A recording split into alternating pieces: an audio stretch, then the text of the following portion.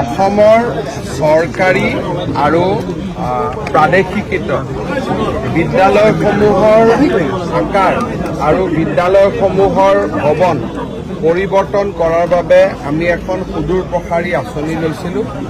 বৰ্তমান সমগ্ৰ অসমতে 500খন বিদ্যালয় ভৱন নতুনকৈ নিৰ্মাণ কৰাৰ এটা বিশাল আঁচনি চলি আছে।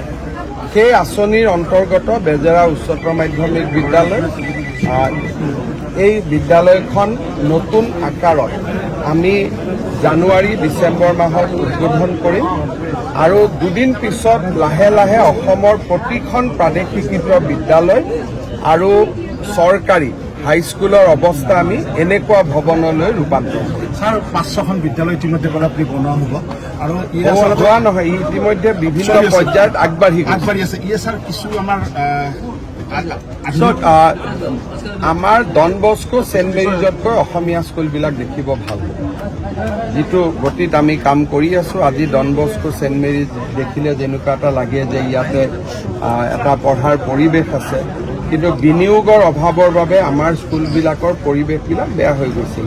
কোনোবা MP ফাণ্ডৰ পৰা 1 লাখ, MP ফাণ্ডৰ পৰা 5 লাখ এনেকৈ লৈ স্কুলবোৰ বেলেগ বেলেগ ধৰণে বনোৱা হৈছিল।